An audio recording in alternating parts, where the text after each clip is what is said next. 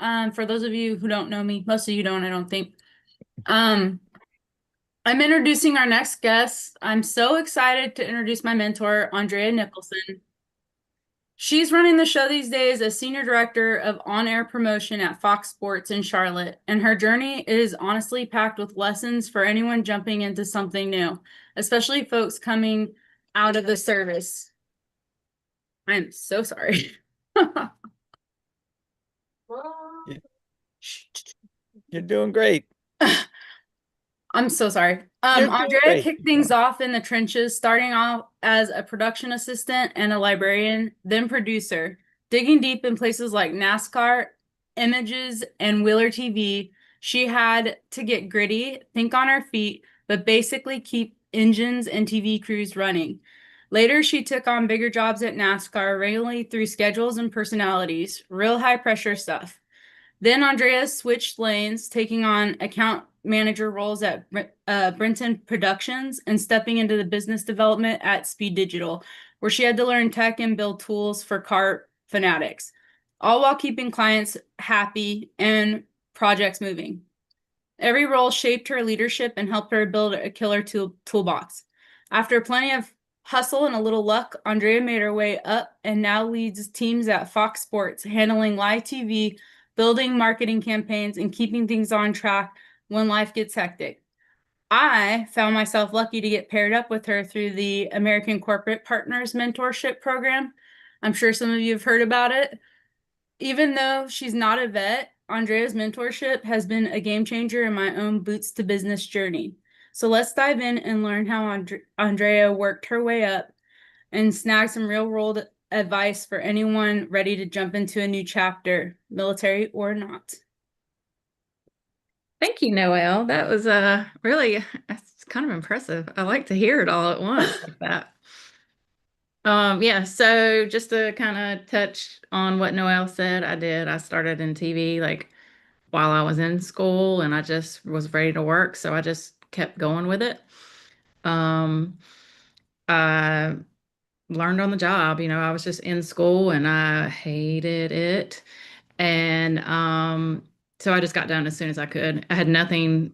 My major was just like business administration. I got my associates as soon as I could, and I was done because like I said, I hated it.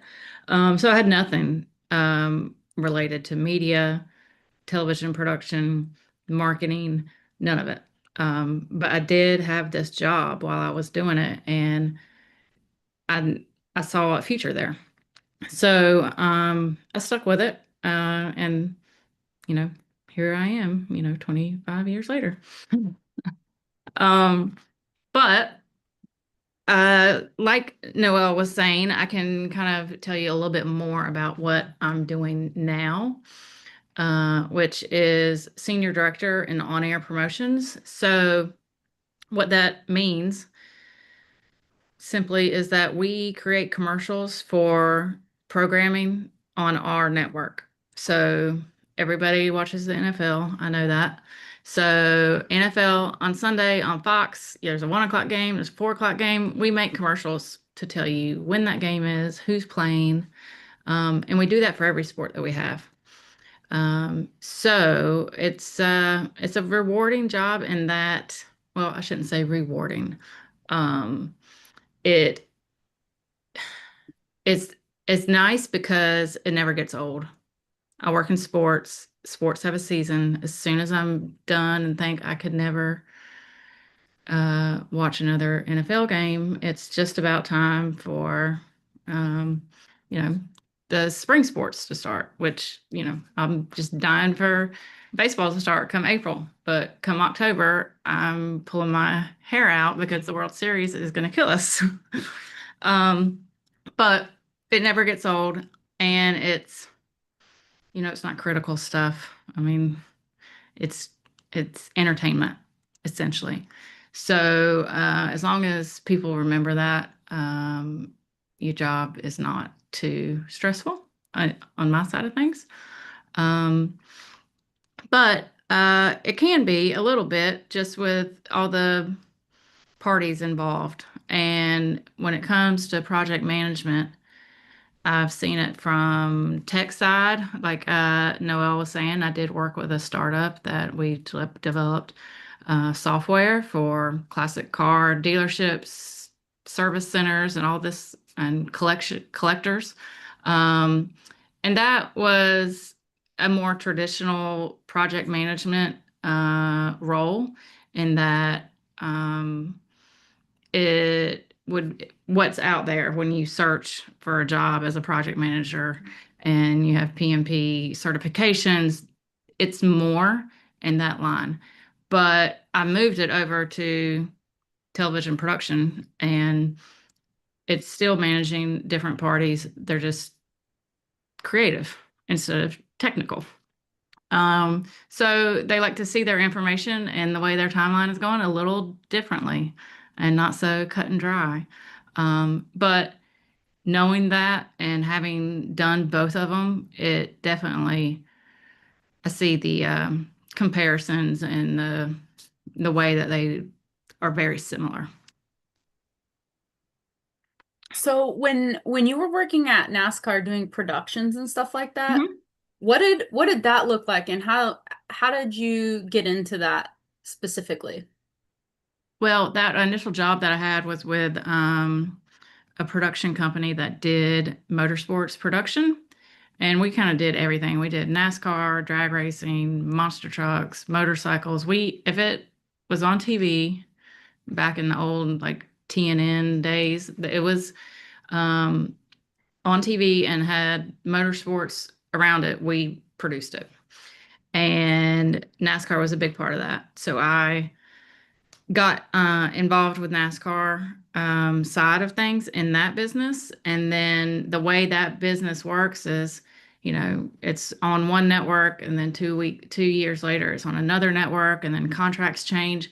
But the core people that run the races and put them on TV, they just hop around to the different networks and the different production companies, and that's kind of where I ended up. So eventually, NASCAR said, we're not going to outsource this anymore. We're going to just bring it all in house. So they absorbed a lot of those production companies, and I was one of those. So that's how I ended up at NASCAR. That's so Um, cool. then I just wanted to get out of the travel of everything, a weekly, traveling like 20 weeks a year just wasn't something I wanted to do as a young mother. So that's when I got into more of a sales role with NASCAR. And it was really kind of selling our personalities and production to different networks to say, like, maybe we could do a show about drivers behind the scenes and what they do, kind of like these hard knocks type behind the scenes shows. We sold a couple of those things, and I worked on that. What's something that like you definitely wouldn't have expected working there? Um, I know to expect it now, but there it was it, it's very corporate. I mean, you think NASCAR and you think like good old boy, moonshine and racing cars kind of thing. But it wasn't like that. It was very, very corporate. And they took themselves very seriously, just like any other property would, just like the NFL does or MLB does, or NBA. Like they saw themselves as a professional sports league, which they are, and they ran their business accordingly. Interesting.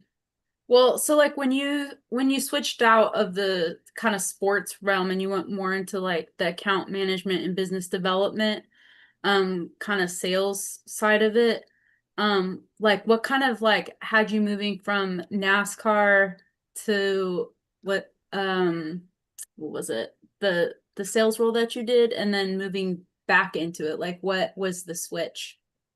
Um, it was, I don't, like I said, originally it was more of like a travel, like lifestyle thing. And I didn't anticipate when I moved into the sales roles just how difficult it is. Um, you know, good, like natural salespeople are just kind of amazing. It was just out of my personality and out of my element. It took me a long time to figure out how to like turn it on, you know? I mean, it would, for me, I wouldn't call myself an introvert. I'm, you know, social and I like to talk to people, but the level at which you have to do it as a salesperson is totally different. And it was exhausting. So it was a learning curve for me. But it was also like survival. If you want a paycheck, you have to sell things. So you need to learn how to talk to people. And I did. But like I said, it was exhausting and it kind of wore me out. So when I had an opportunity to go back to my comfort, which was television production, I jumped all over it. And it wasn't necessarily an opportunity that was kind of handed to me. It just happened. I heard about it and I was not I was not going to let it go without getting at least interviewed.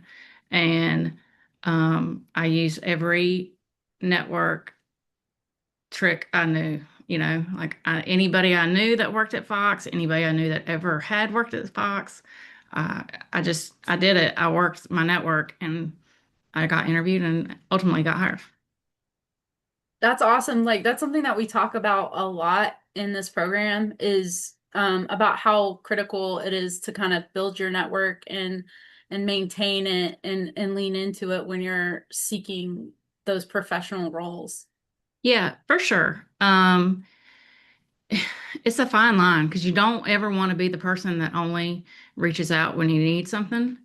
But that's what they're there for too. I mean, that don't be fooled. They're going to reach out to you if you could help them in some way. So it is like I know that it can kind of be exhausting, or at least for me, to like be on things like LinkedIn and constantly sending updates or being active and interacting with other people's posts.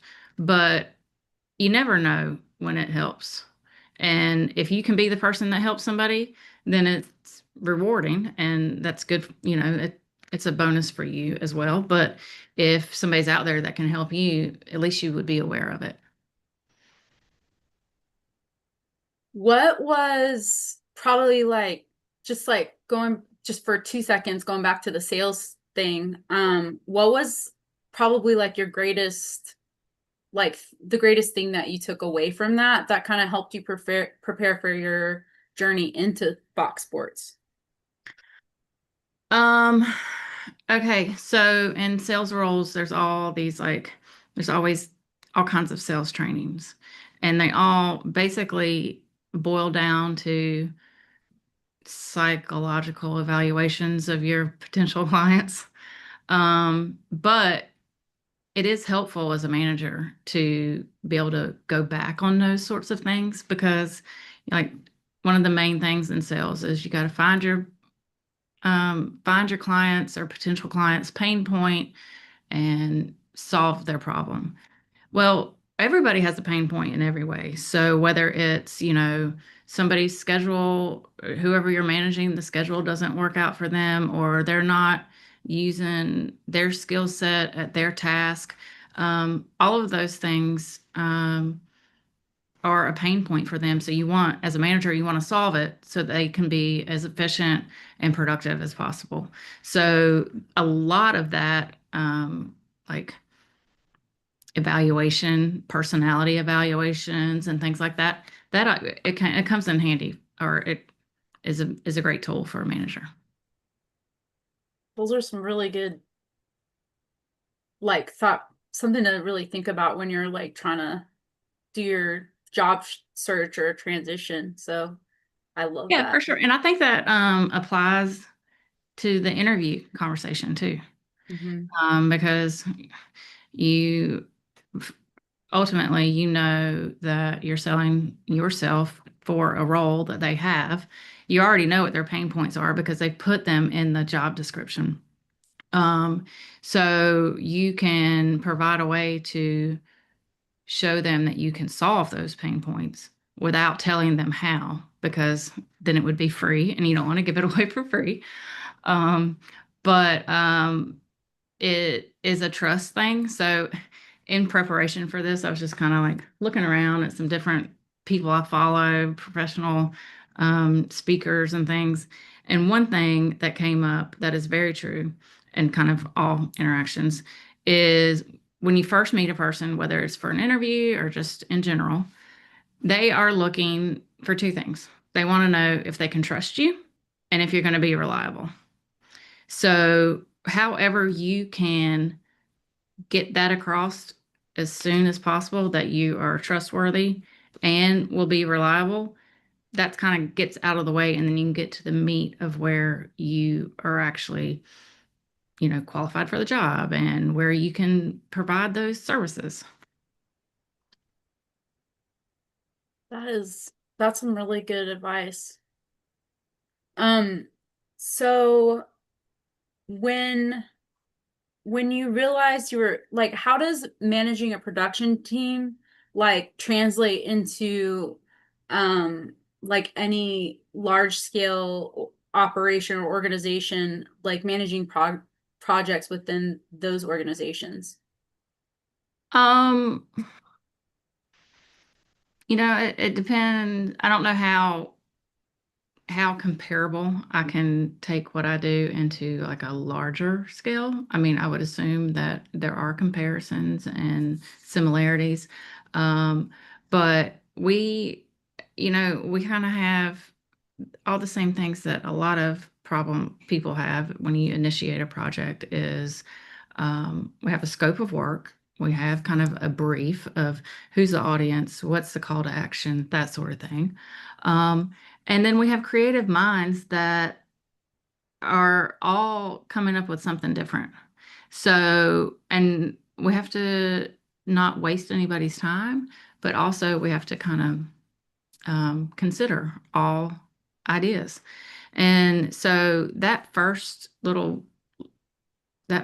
layer, I guess, of the process can be kind of chaotic and all over the place. And then slowly we can start to get everybody on board with, all right, well, let's show these to the approver and narrow down our options. And then we'll just keep funneling until we get to an agreed upon creative. And then we run that from that point. We have a starting point of production to a deadline delivery. So I think, depending on what the project is, it's probably all kind of the same. If you are a facilities coordinator and you have a department that needs to move from one side of the building to the other side of the building, you've got to do all of that same sort of thing. You've got to, get everybody to agree on what they want it to look like and what the furniture is like and who sits where and who gets what offices. All those things are kind of the same, just they go in a timeline and one one step is reliant on the previous step. And as long as you put that in a way that everybody on the team can see it and know what they're responsible for, it's going to run as smoothly as they allow it to, but there'll be no question in what the communication is or what's expected of people. It's a long way to get to what a timeline looks like, but Gotcha. So we've talked a little bit about my transition, so a little bit from my perspective, but for everyone else out there, like, do you have any like specific advice that you would give a veteran that are just like getting started in either account management or project management or even like business development? Do you have any advice that you would want to share? um I would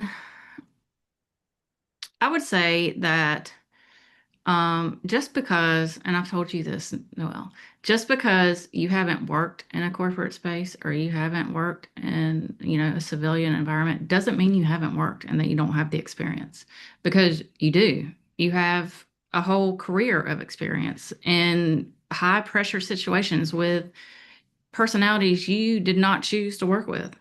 So all of those assets to be able to do that and be successful are, you know, provers of your capability. And you need to be able to find a way to express that and reflect that in the confidence that you put out there for yourself, in the way that you speak in an interview, or the way that you present your resume, those sorts of things. Are there any skills from your like past jobs that you wish you would have known like earlier on in your career? Um, I don't know if it's really skills. There's just, and this could just come with maturity, but you know, sticking up for yourself, knowing when to ask for what you need and what you deserve, that sort of thing. I mean, I think there's a lot of that. When you start out in your career, you're just like so happy to have the job. You're like, oh, okay, yeah, I'll do whatever. And it's not, it's okay to say what you think you're worth, or stand up for yourself in a way that's like, hey, that's outside of my realm, or that's not really what I signed up for. You might end up doing it anyway, but at least you've said it and it's out there, and it helps the manager know. Like you know, when I was a new manager, I'm sure there were times where I probably didn't ask the right way or do the right thing, or maybe I expected stuff of people that they shouldn't have been able to do. And um, if somebody just told me, maybe I would have stepped back and like, oh, you're right. Let's do this differently. I think there just needs to always be an open communication, and I didn't always do that. Awesome. Well, I appreciate all of this. I want to open it up now to anyone who might have any questions on the call. Does anybody have any questions for Drea, like regarding any of her roles or advice that you would want to know? I'm kind of going through the chat here. I think there's some in here. Like, see, there's one that says, can you talk about how you became an ACP mentor? Yeah.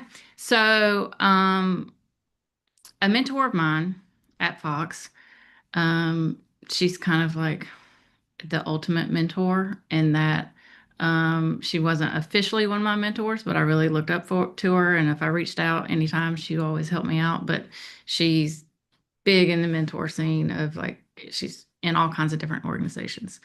So I wanted to emulate her in a way. So I signed up for different um, programs, some of which are internal in Fox and some are external. But I kind of ran into the same thing every time, in that I don't feel like the people that were signing up for it, they were just signing up because they thought it looked good on the resume, or they could tell their boss, hey, I participated in the Fox mentor mentee program. Um, and maybe it was just like they weren't mature enough, or what.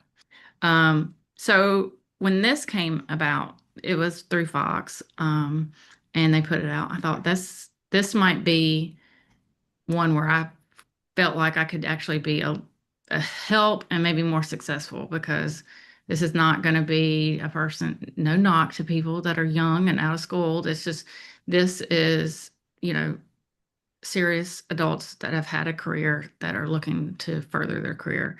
And I just thought there'd be a better alignment and personality and season of life. So I signed up.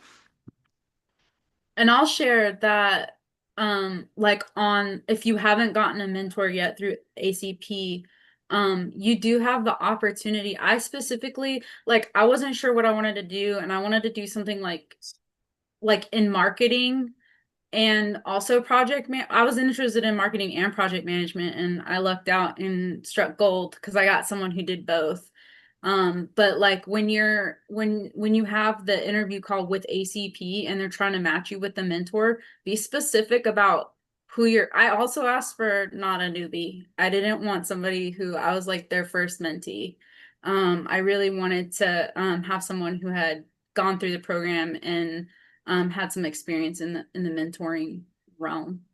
So I just wanted to share Yeah, that. I would also suggest that if you get paired with somebody and you meet with them and it's just not a fit, don't be afraid to say it's not a fit. Like just tell, you don't have to tell them directly. You can tell ACP, say, hey, can you match me with somebody else? I just don't think this is going to work because, you don't want to waste your time. You don't want to waste their time. And if you just don't think you're going to be able to get no knock on that person, but you just don't think you're going to get a benefit from it, then go ahead and, cut ties and move on to something else. I have been paired with some, I got paired my first one, and I feel like he probably didn't see a value in me, and that I couldn't really help him. I don't know. It just it went on a little longer than it probably should have, and then finally we just kind of went our separate ways. But uh, I would just be very honest. If you don't see a future, then go ahead and say something. Ashley, I see you have a question.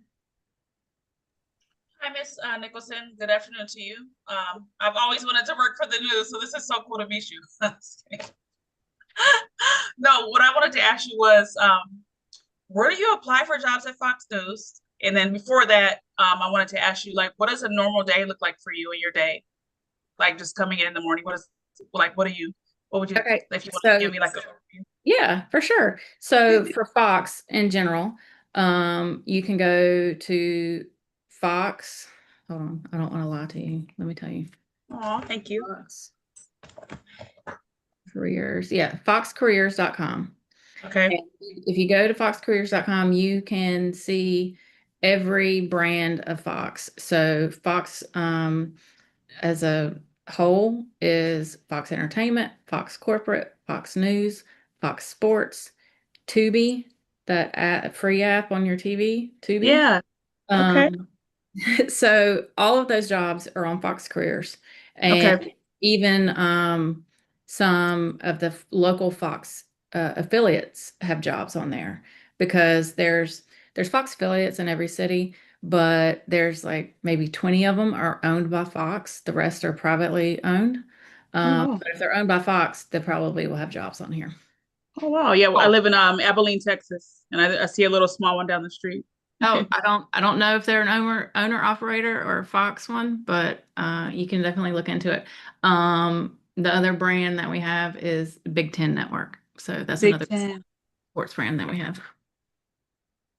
Okay. And then my day. So our team here in Charlotte is a team of about 10 people.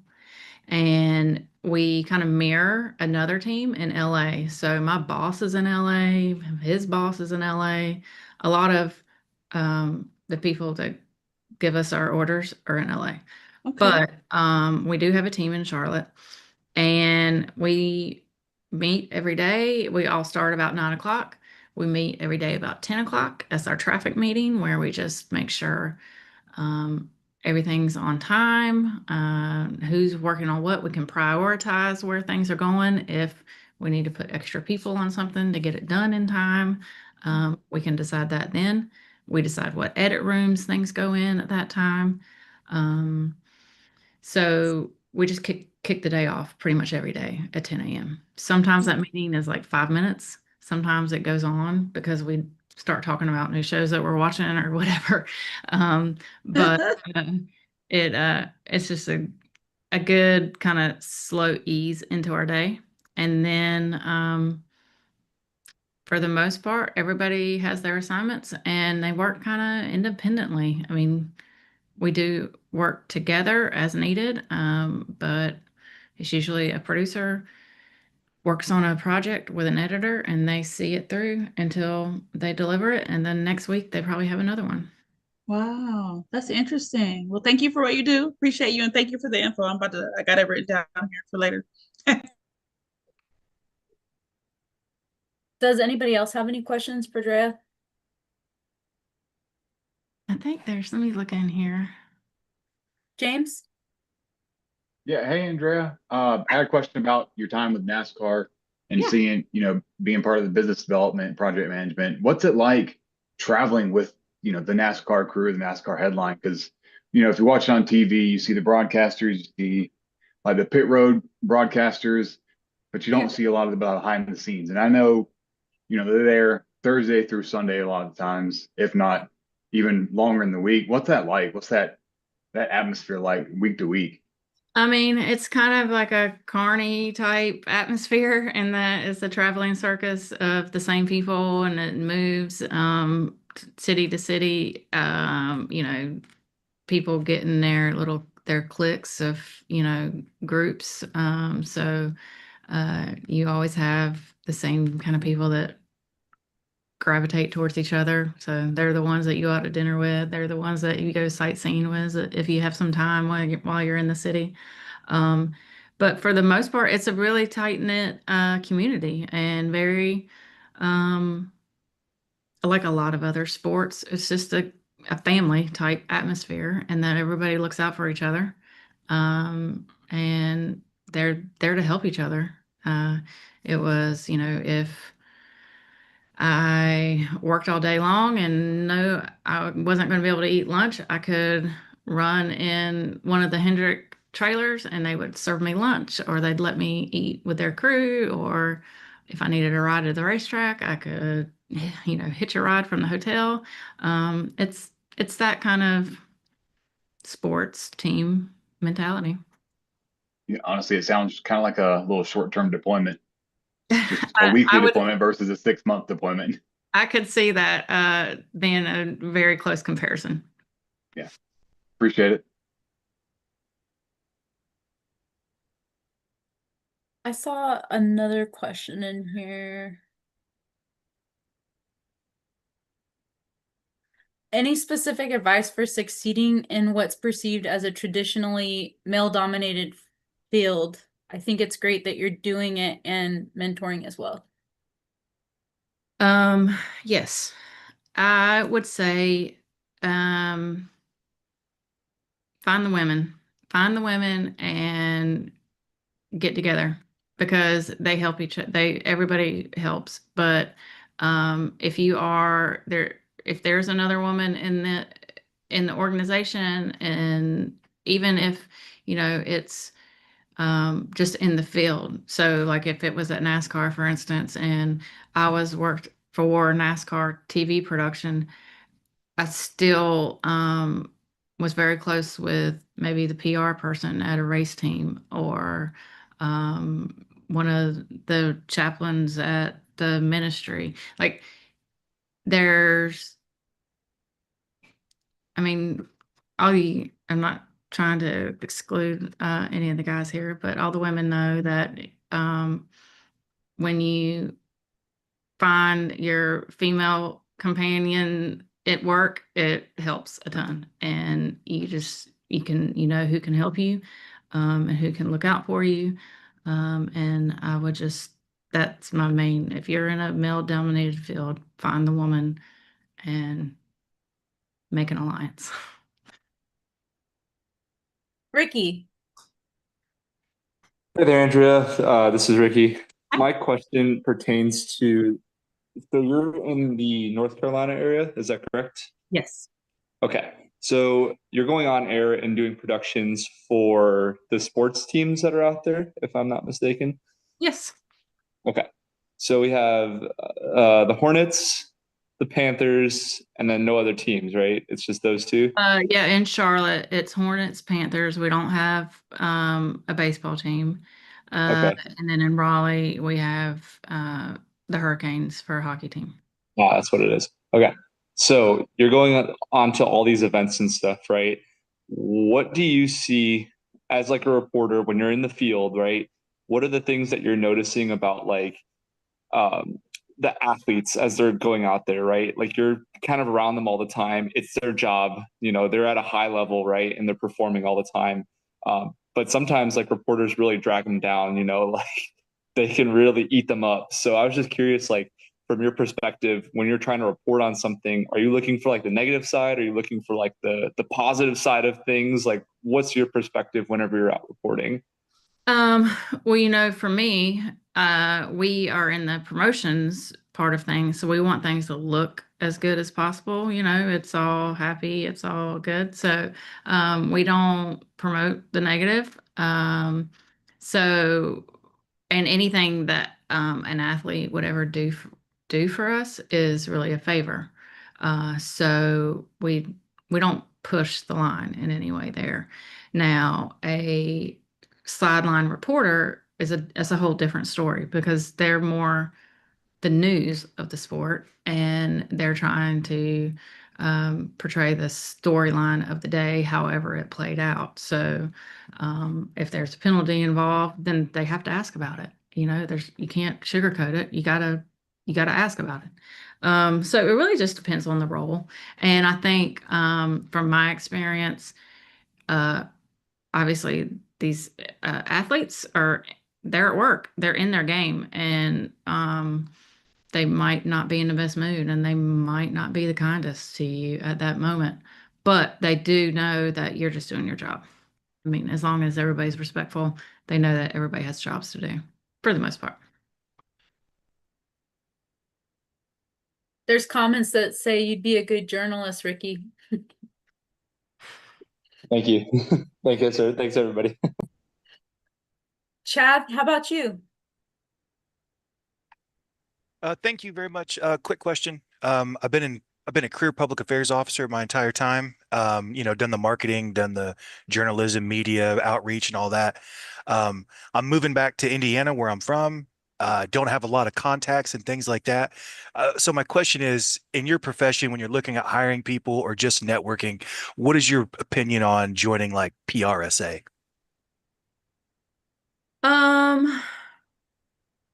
If I think things like that, there can be a benefit. I would do it, and if it's not panning out for you, you don't have to continue. I mean, I think it's a trial and error to see where you can make the most progress. So a lot of meetups can be done. Just find industry networking events, whether it's luncheons, coffees, various meetups. A lot of times it's free for, first time, or a visitor fee is pretty minimal. So you don't have to like sign up for the large yearly fee. But it's definitely beneficial, and it kind of gives you an idea of what the culture in that area of the country, or city that you're in that industry, what it's like, so you can get a better understanding of the personalities that might be involved. Thank you for that. And I guess my quick follow-up is, do you put any stock in like their certifications, or do you think it's just resume filler? I guess that could go both ways. A lot of times it's important to certain folks that somebody has something, but it really, for me, initially it looks great, and it tells me that they are determined, and they have a goal, and they accomplish that goal. But I don't look past someone if they don't have it. I mean, if they have the experience, then it'll be on their resume, and I can ask them about it. And as soon as I ask them a question, I'll be able to tell if they have the legitimate experience or not. Awesome. Thank you for your time. We have any more questions? There is I have a question. other ones in. Josh has his hands up. Oh, Joshua. Hey, good afternoon. So first off, thanks for being here. This is actually very cool to get to talk to you, and kind of get some perspective on some of these things. So my question for you is, what is a great way for veterans to get noticed for a career at Fox Sports, with all the resumes you guys probably go through? What's a good way to get noticed? Honestly, a great way to get noticed is and it happens, veterans or not, and positions I've hired recently, is people really searching out connections on LinkedIn. I've had people that there's no way they knew that I was a hiring manager, but they got to me somehow. and it helps. I mean, if they get to me, then I'm going to pull their resume and put it in the pile for interview, or at least I'm going to look at it. So I wouldn't ever think you're being too aggressive on that front. I mean, I would just go for it. I mean, you'd rather go for it than just sit by and hope that your resume gets in a pile of all these. And not to mention, it's going to go through it could possibly go through recruiters that are filtering through them. They don't necessarily go directly to the hiring manager. So if you see a job posted in a department, then I would search around on LinkedIn and try to nail down the 3 people that you think it might be associated with. I mean, if somebody reached out to me today about a job with Fox, I would do the work for them. I would say, oh, yeah, I'll help find him hiring manager just to see where it is. So everybody might not be, as willing to help and as nice as I am, but they might be, and it's worth the risk. I mean, the risk reward is pretty far on that one, because what's the worst thing that's going to happen? You just don't connect with you on LinkedIn. Nice. Thank you for that. Joseph. Andrea. So on this one, it's more not asking about myself, but more my spouse, which Okay. I read your thing in here. I just couldn't fit it in. Couldn't get to it. I know. That's why I was like, oh, that's a lot to write. But yeah, basically, since kind of similar worlds, I was just wondering what advice or what things she might not be doing right now. And so for everybody else who's listening, because of course it's for everybody, is she's always worked in advertising side as paid media planner. We moved out of LA. Now we're in North San Diego County, so it's a bit more suburban. And she's having a little bit of harder time trying to find what her next step is, as she's always been on agency side. And so that was the question, is how hard is it for a manager or director level to switch from agency side to marketing or client side? I think her title right now is media director, if I'm not mistaken.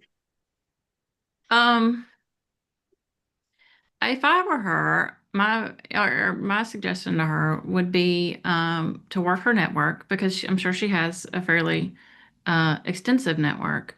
And there's probably different agencies in the new area that you live. And a lot of times I think the best part about her situation is that she can bring a perspective to an agency that they don't have. It's almost like, going to the other side. It's like, well, I know what they're thinking. I know what they want. I know what they need, that sort of thing. Or, if she was a media buyer, then she probably can anticipate what a client at an agency is hoping to get. Or if they're set on a game plan, she can help them see where that might have a flaw, because she's been through it, or she's already bought that media once and it didn't work, that sort of thing. And I think that approach to use her experience as intel for them would be beneficial. Okay, perfect. Thank you very much.